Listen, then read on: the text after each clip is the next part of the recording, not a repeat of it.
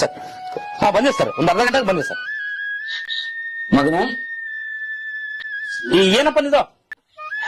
ಮಗನೇ ಏನಿಲ್ಲಪ್ಪ, ಯಾಕೇನು ಬೆಳಗಿನಿಂದ ಎದೆ ಚುಚ್ಚಕತ್ತದ, ಸ್ವಲ್ಪ ದವಾಖಾನಿಗನ ಕರ್ಕೊಂಡು ಹೋಗು ಮಗನೇ.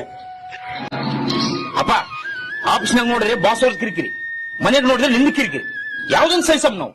ಸಾಯಂಕಾಲ ಬಂದು ಕರ್ಕೊಂಡು ಹೋಗ್ತೀನಿ.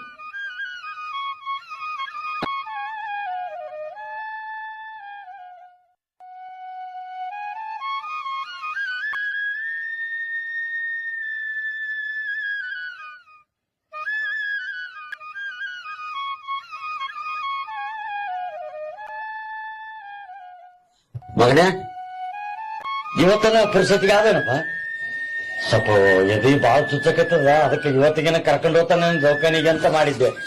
ಆಫೀಸ್ ಮೀಟಿಂಗ್ ಸಲುವಾಗಿ ಬೆಂಗಳೂರಿಗೆ ಹೊಂಟಿನಿ, 2 ದಿನ ಲೇಟ್ ಆಗ್ತದ ಅಂತ ಪರಿ ಸತ್ತ ಹೋಗ್ತಿದ್ದೇನು. 2 ದಿನ ಆಯ್ತದ, ಬಂದ್ಮೇಲೆ ತೋರಿಸ್ತೀನಿ.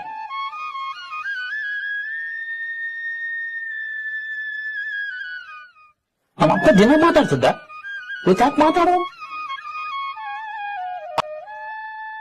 ಅಪ್ಪ ಅಪ್ಪ ಅಪ್ಪ. ಮೈ ಡಿಯರ್ ಪಪ್ಪ, ನಿಮ್ಮ ಹತ್ರ ಕಲಿಬೇಕಾಗಿರೋದು ತುಂಬಾನೇ ಇದೆ.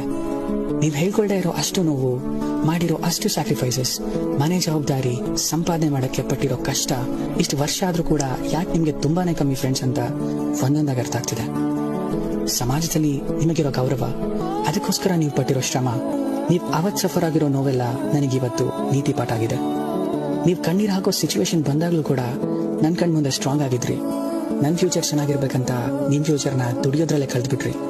ಪ್ರೀತಿ ತೋರ್ಸ್ಬೇಕಂತ ಎಷ್ಟೇ ಅನ್ಸಿದ್ರು ಕೂಡ ನಾವು ಬುದ್ಧಿ ಕಲೀಲಿ ಅಂತ ನಮ್ಮ ಮುಂದೆ ಸ್ಟ್ರಿಕ್ಟ್ ಫಾದರ್ ಆಗೇ ಇದ್ರಿ. ದುಡ್ಡಿನ ಬೆಲೆ, ಟೈಮ್, ಡಿಸಿಪ್ಲಿನ್ ಎಷ್ಟು ಇಂಪಾರ್ಟೆಂಟ್ ಅಂತ ಹೇಳ್ಕೊಟ್ರಿ. ನನ್ ಖುಷಿನೇ ನಿಮ್ಗೆ ಮುಖ್ಯ ಆದಾಗ ನೀವು ದುಡ್ಡಿನ ಮುಖ ನೋಡ್ಲಿಲ್ಲ.